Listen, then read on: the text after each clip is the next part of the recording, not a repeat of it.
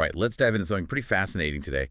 We're going to explore the world of intuition and how it can, get this, actually keep us safe. Oh, yeah, this will be good. Our guide for this deep dive is The Gift of Fear by Gavin de Becker. Great book. Yeah, it's packed with real-life stories that honestly make you rethink what you know about, danger. Yeah. So can we really sense a threat before it happens? Well, de Becker makes a pretty compelling case that we all have this internal guardian, our intuition, Okay. constantly trying to warn us. It's like having a supercomputer in our heads, right? Yeah. Processing information way faster than our conscious minds can even keep up with. Yeah, I can see that. Like, think about those times you've slammed on the brakes while you're driving. Yeah. Right? You're reacting before you even consciously, registered the danger. Exactly. That's your intuition at work. That's it. And de Becker believes that we can harness this power for personal safety too. Okay, so that's a really cool idea, but I've always kind of wondered, aren't those close calls, aren't those just lucky breaks sometimes? Or coincidences, Mm-hmm. How can we really separate a gut feeling from just plain luck? Well, let's take the story of Robert Thompson, an airline pilot. Yuck. He walks into a convenience store and suddenly this overwhelming urge to leave just hits him. Wow. And he listens to it, he walks out, and moments later, guess what? A robbery and a shooting happens inside. Oh, wow. Okay, so coincidence. Or was it something more? Maybe. But de Becker, he breaks it down further. He shows how Thompson's intuition was likely picking up on these subtle cues, like the cashier's nervous glance, Yeah. or a customer who's oddly bundled up, like in a heavy coat on a hot day, Right. or a car idling outside with, suspicious occupants. So it's less about some kind of mystical sixth sense and more about our brains picking up on these tiny details, these almost subconscious details. Exactly. These details that are insignificant on their own. Our intuition, it pieces them all together, forming a sort of premonition. It's like our subconscious is connecting dots that our conscious mind hasn't even noticed yet. That's pretty mind-blowing. But isn't there a risk of becoming hyper aware, constantly second-guessing every interaction? Sure. Yeah. How do we know when to trust these feelings and when it might just be anxiety? Well, de Becker called these intuitive nudges survival signals. Interesting. And he argues that by understanding them better, we can learn to distinguish, genuine warnings from just everyday worries. It's not about living in a state of paranoia, Right. but rather it's about sharpening our awareness and recognizing the patterns that predators often use. Okay. One of the most chilling tactics he describes, and he talks about a lot of them, but one is called forced teaming. Forced teaming. I've never heard of that. What is that? So it's this sneaky way predators create a false sense of partnership or familiarity, often using we language to make you feel connected to them. Mm-hmm. Like de Becker gives this chilling example of a woman named Kelly whose attacker used this tactic perfectly. Oh, no. Yeah, so the guy offered to help her carry her groceries. It seems harmless enough. Yeah. But he says something like, we've got a hungry cat up there, instantly creating this artificial we situation. That sounds so innocent on the surface, though. Right. I can totally see how people would easily fall for that. Exactly. And that's what makes it so dangerous. We're conditioned to be polite, helpful, trusting. But when a stranger forces this unearned connection, it's a huge red flag. Okay. And de Becker's advice, firmly but politely refuse that forced partnership. Your safety is more important than avoiding a slightly awkward moment. So sometimes a little bit of healthy rudeness can actually be the safer option.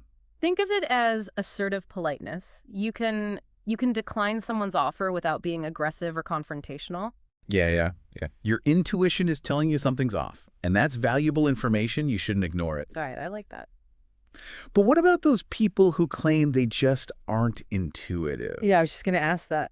Does everyone really have this gift? Right. Or are some of us just walking around, oblivious? Totally. That's a great question. I know people who swear up and down they have zero intuition. Right. But they're also always the ones who get caught in these bad situations. Yeah. So is it a matter of not recognizing those intuitive nudges? Or are some people truly, less in tune with those feelings? Well, de Becker argues that we all have intuition, even if we don't, realize it. Yeah. Think about a substitute teacher. Right? Yeah. walking into a classroom full of kids she's never met, Oh, yeah. and she can often, like, instantly pick up on who's going to be the troublemaker, who needs extra attention, who's going to be the class leader. And all based on these subtle cues and behaviors. Yeah. We use intuition all the time in familiar settings. It's just a matter of trusting it in potentially dangerous situations. So it's like we've trained our intuition to work in certain areas of our lives. Right. But maybe we haven't, like, given it permission to really kick in when it comes to personal safety. Exactly. Yeah, and de Becker actually provides this helpful technique he calls the rule of opposites Okay. to help identify those potential threats. The rule of opposites. Okay. So it's all about considering like the opposite of safe and trustworthy behavior. Can you give me an example of how that works in practice? Sure, yeah. Imagine a furniture delivery person, right? Okay. The favorable side is they stay within the designated area, they respect your boundaries, don't pry into your personal life. Yeah. The opposite, someone who wanders around your home asking intrusive questions, overstaying their welcome. Okay, so it's about noticing when someone's behavior kind of deviates from what we'd consider normal or expected in that situation. Right. But how do we know if we're just being overly cautious or if there's a genuine reason to be concerned? Well, that's where trusting your gut comes in, right? Okay. If something feels off, even if you can't logically explain why, Yeah. it's worth paying attention to. Okay. But de Becker takes it even a step further. Okay. He actually used this rule of opposites to correctly predict the background and origin of a waiter he'd just met. Wow. Simply by observing his behavior and trusting those hunches. Wait, so he basically profiled this random waiter based on intuition alone. Yeah, well, That seems a little, I don't know, judgmental. it's not about judging someone based on appearances, but rather paying attention to those subtle inconsistencies between someone's behavior and the situation. Okay. It's about recognizing that our intuition often picks up on things that our conscious mind misses. But de Becker goes beyond these individual stories. Okay. And he delves into the darker side of human nature. Yeah. He's worked extensively with violent criminals. Right. And one of the things that surprised him was that they often share common traits with ordinary people. Really? Yeah, like recklessness, Yeah. a need for control, a tendency to live in the future. Are you suggesting that anyone, given the wrong circumstances, is capable of violence? That's a kind of scary thought. It's not about excusing violent behavior, but rather understanding the motivations behind it. Okay. De Becker argues that recognizing these shared human elements can help us spot potential warning signs. Mhm. He poses a very thought-provoking question in his book. Okay. Have you ever been so angry that you imagine harming someone, even fleetingly? Hmm. Most of us would probably answer yes to that, which kind of blurs the line between us and them. That's a heavy question. It makes you think about how our reactions to these intense emotions can differ so drastically. Right. But how do we reconcile this idea of shared human traits with the reality of violence? I mean, if everyone has the potential for darkness, Yeah. how do we even begin to identify those who might act on those impulses? Well, that's where understanding those pre-incident indicators becomes crucial, right? All right. De Becker debunks this myth that violent individuals are always loners or social misfits. Right. Often they can appear perfectly normal, even charming. Yeah. They might have families, jobs, friends, they blend in. So we can't rely on those surface level judgments. Right. Does this mean we should be suspicious of everyone? Not at all, no. Oh. It's not about being suspicious, but rather about paying attention to those subtle warning signs. Okay. And one of the most important indicators, according to de Becker, is a history of abuse, neglect, or humiliation. These adverse childhood experiences, they can shape an individual's worldview, and increase their potential for violence. So those early experiences can create this ripple effect that impacts their behavior later in life. Exactly, yeah. It's not an excuse, but it's crucial to understand the context. Right.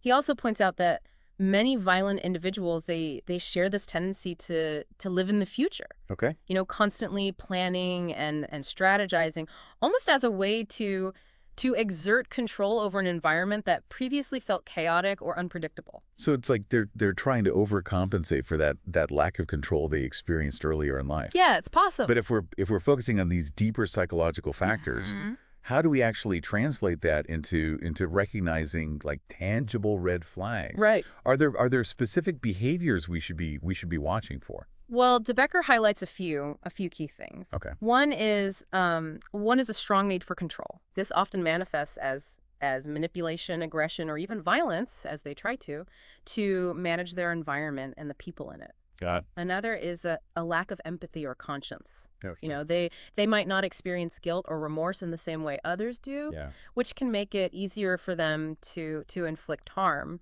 So we're looking for a combination of factors: past trauma, Yeah. a need for control, a lack of empathy. Exactly. But how do these traits actually translate into predictable behaviors? I Yeah. mean, we can't just go around psychoanalyzing everyone we meet.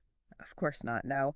But being aware of these underlying patterns can help us make sense of those pre-incident indicators, those subtle cues or warning signs that often precede an act of violence. Like what? Well, one example he talks about is threats. Okay. Not just explicit threats of harm, but also those veiled expressions of anger, resentment, or a desire for revenge. So it's about paying attention to those underlying currents of hostility, Right. even if they're not, directly expressed as threats. Yeah. But what if we're misinterpreting things? Yeah. What if we're letting our own fears and anxieties cloud our judgment? That's a valid concern. And That's- that's why de Becker emphasizes the importance of trusting your intuition, Okay. but also verifying those feelings, Don't jump to conclusions, but do pay attention to those gut feelings that tell you something's not right. Okay. Even if you can't articulate why. All right. So let's say you've noticed some of these red flags. You get those intuitive nudges. What should you do? Right. How do you actually respond to a potential threat without overreacting? Well, de Becker, he stresses the importance of trusting your intuition and taking action to protect yourself, even if it means going against social norms or appearing rude. So it's better to err on the side of caution. Yes. But what about the social consequences? Like, what if we're wrong? Well, your safety is paramount. Right. He provides practical advice for various situations, like setting boundaries with someone who makes you uncomfortable or removing yourself from a potentially dangerous environment. Okay. Remember, it's not about being rude, but rather assertive and prioritizing your well-being. Got it. And if you're ever unsure, talk to someone you trust, Yeah. a friend, family member, a therapist, to get another perspective and create a safety plan. That's such an important point. We don't have to go through this alone. Right. There are resources and people who can help us assess the situation and take appropriate action. Exactly. But so far we've been, focusing on predicting violence from strangers. Mm-hmm. What about those closer to us? Yeah. How do we apply these principles to relationships with, friends, family, or romantic partners? That's a crucial point. Right. And de Becker acknowledges that it becomes even more challenging within intimate relationships.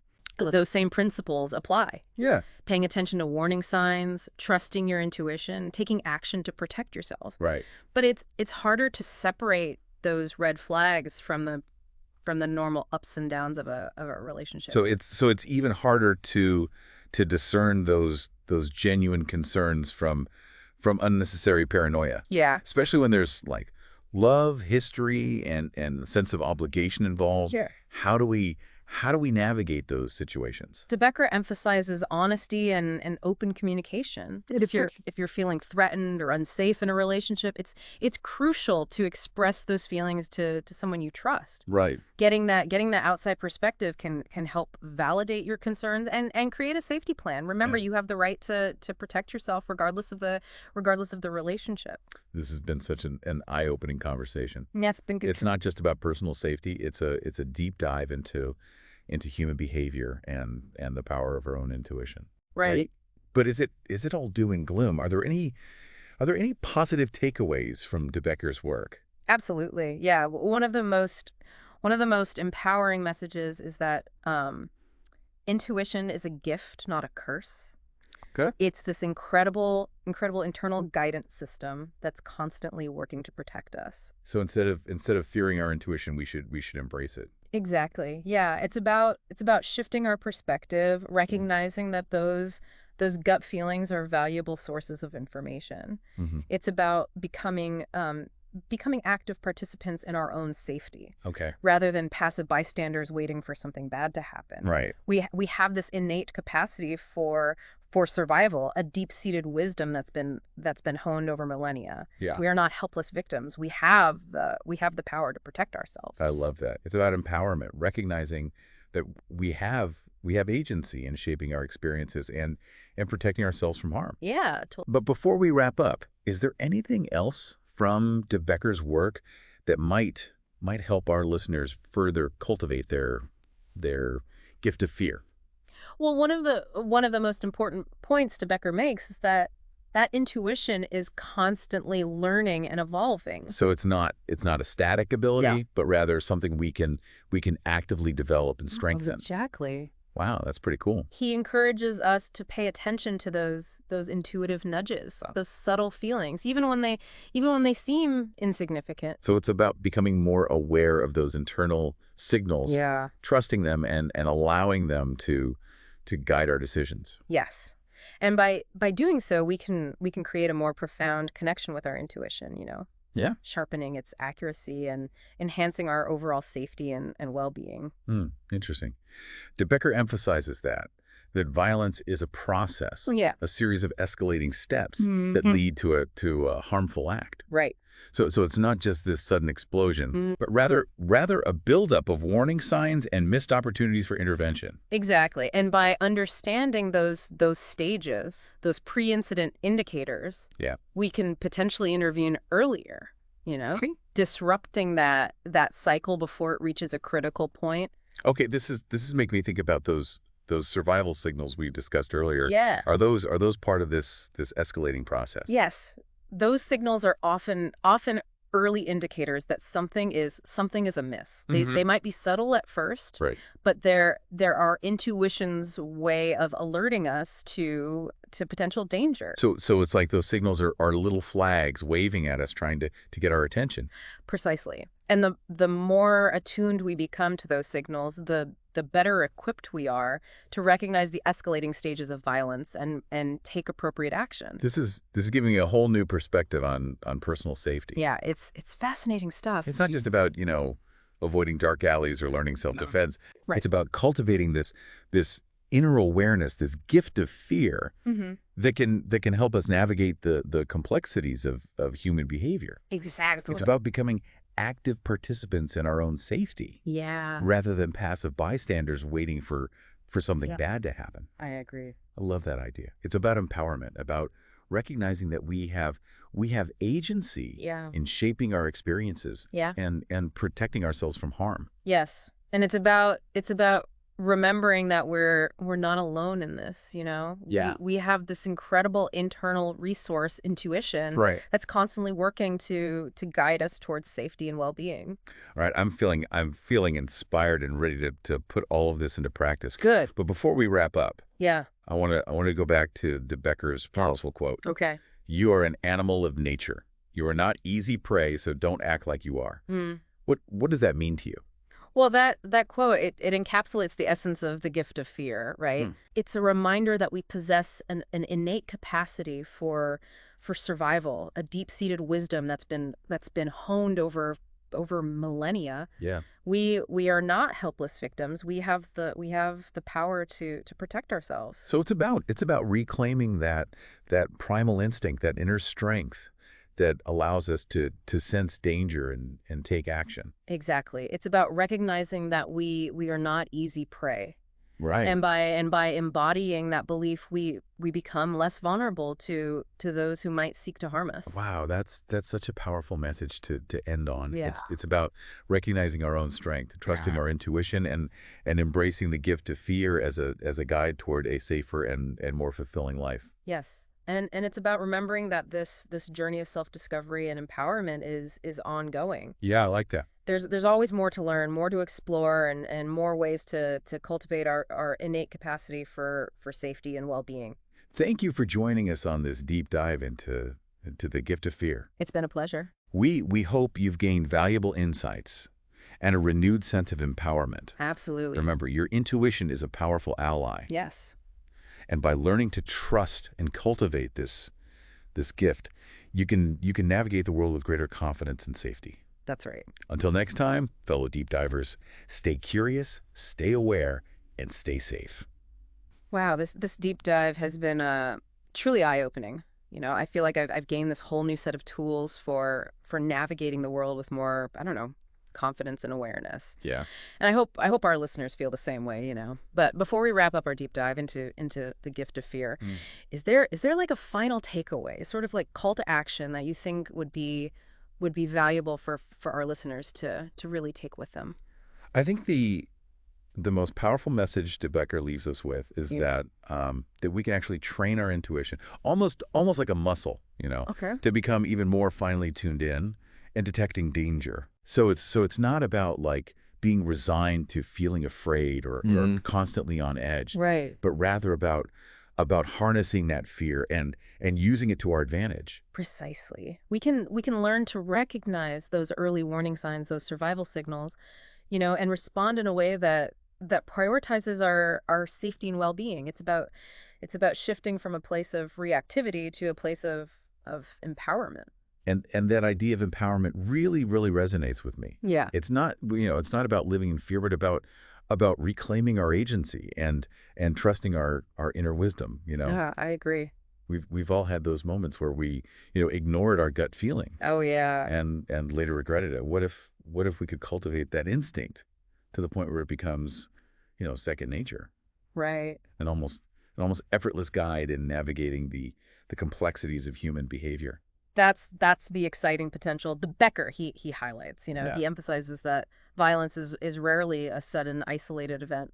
Okay. It's typically a process, a series of escalating steps that lead to a harmful act.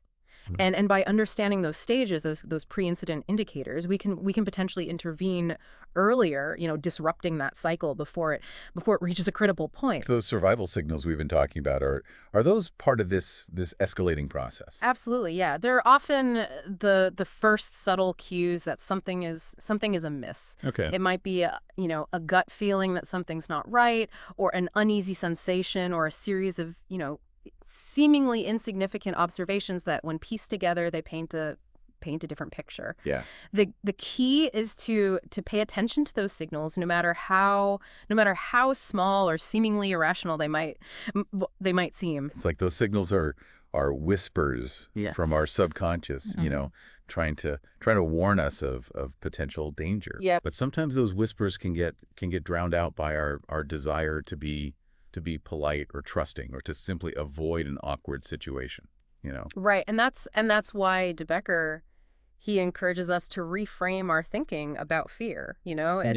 It's not something to be suppressed or ignored, Right. but rather it's a valuable source of information. It's our internal guardian trying to guide us towards safety. And the more we listen to those whispers, the louder and clearer they become. De Becker has this powerful quote that really struck me. Okay, which one? You are an animal of nature.